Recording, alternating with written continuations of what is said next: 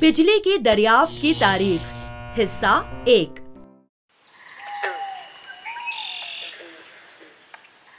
अठारहवीं सदी में इंग्लैंड में माइकल नामी एक लड़का रहता था।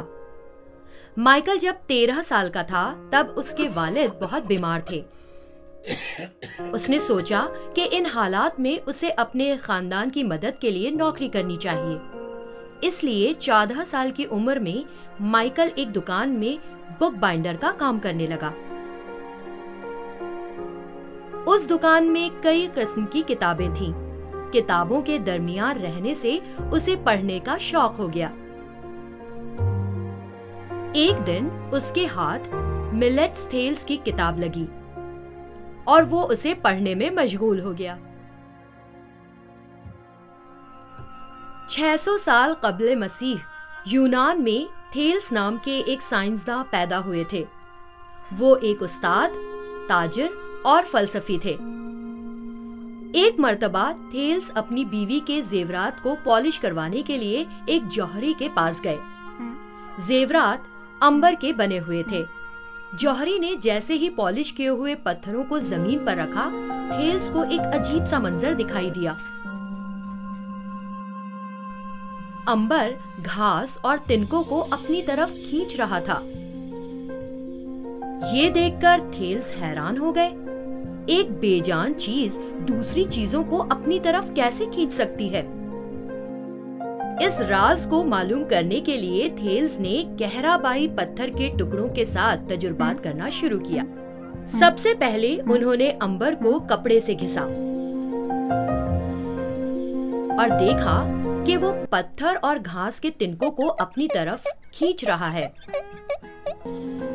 फिर उन्होंने अंबर को सिर्फ हाथों से घिसकर देखा, तब भी वो इसी तरह काम कर रहा था। जब इस अजीब तजुर्बे के बारे में थेल्स दूसरों को बता रहे थे, तब उनके दोस्त ने उन्हें लोडस्टोन नाम का एक और पत्थर दिखाया, जो उनको चीन के एक आदमी से मिला था। ऐसा माना जाता है कि चीन के लोग यूनान के लोगों से पहले ही लोडस्टोन के बारे में जानते थे। ये लोडस्टोन लोहे से बनी किसी भी चीज को अपनी तरफ खींच लेता था और ऐसा करने के लिए उसे घिसने की जरूरत भी नहीं होती थी। लोडस्टोन की ये खूबी यानी मकनातीसी कशिश थी। ये सब देखकर थेल्स को ये ख्याल होने लगा कि अंबर और लोडस्टोन में कोई रूह रहती होगी जो दूसरी चीजों को अपनी तरफ खींचती है। देखते ही देखते इन पत्थरों की इस हैरत अंगेज खूबी का तज़किरा पूरे यूनान में होने लगा और ये बात नस्ल दर नस्ल आगे बढ़ने लगी। 300 साल बाद अरस्तु के शागिर्द थियोफ्रास्टस ने इस मौजू पर एक किताब लिखी। उस किताब का नाम था पत्थरों के बारे में। इस किताब में जादुई पत्थर, अंबर और लोडस्टोन जिनमें रूह रहती है और थेल्स के बारे में बताया गया था। इसके 2000 साल बाद 16वीं सदी ईस्वी में इंग्लैंड में विलियम गिलबर्ट नाम के एक डॉक्टर को इनके दोस्त ने यूनानी फलसफी थियोफ्रास्टस की लिखी हुई किताब बाउनवान पत्थरों के बारे में दी। अंबर और लोडस्टोन के बारे में जानकर गिलबर्ट को तजस्सुस पैदा हुआ और उन्होंने तय किया कि वो खुद उन पत्थरों पर तजुर्बात करेंगे।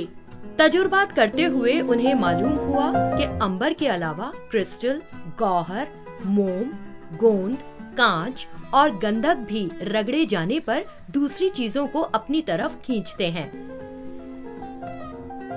उन्हें ये भी मालूम हुआ कि अंबर को घिसने पर वो सिर्फ घास और तिनकों को ही नहीं बल्कि दूसरी चीजों जैसे धात, लकड़ी, मिट्टी, पानी, तेल वगैरह को भी अपनी तरफ खींचता है।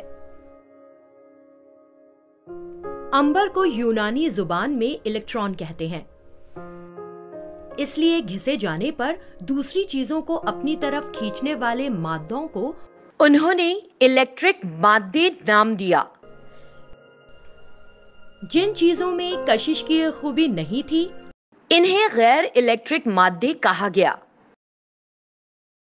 इलेक्ट्रिक और गैर इलेक्ट्रिक मादों को पहचानने के लिए गिलबर्ट ने एक मशीन भी बनाई। उस मशीन को उन्होंने वर्सोरियम नाम दिया। ये एक धात की सुई से बनी होती है जिसे एक लकड़ी के स्टैंड पर रखा जाता है। अगर किसी इलेक्ट्रिक मादे को रगड़ने के बाद वर्सोरियम के करीब लाया जाए तो सुई उस चीज की तरफ घूम जाती है। अपनी इन दरियाफ्तों के बारे में लोगों को बताने के लिए गिलबर्ट ने जलसों में तकरीर करना शुरू किया। गिलबर्ट ने कहा कि यूनान के लोगों का ये अकीदा, कुछ पत्थरों में रूहें रहती हैं, अंबर के अलावा कई दूसरे मादों में भी कशिश की खूबी पैदा की जा सकती है। गिलबर्ट के मुताबिक ये मादों की कुदरती खूबी है, लेकिन गिलबर्ट का मानना था कि बिजली और मकनातीसी कशिश मादे की दो मुख्तलिफ खूबियां हैं। क्योंकि बिजली से सिर्फ कशिश पैदा होती है, लेकिन मकनातीस से कशिश और दिफा दोनों पैदा होते हैं। गिलबर्ट ने अपनी इन दरियाफ्तों के बारे में एक किताब भी लिखी जिसका नाम द मैग्नाइट था। माइकल इस कहानी को पूरी तवज्जो से पढ़ता रहा। उसको उस किताब में मजीद कौन कौन सी हैरत अंगेज बातें मालूम हुई हैं, ये हम अगले वीडियो में देखेंगे।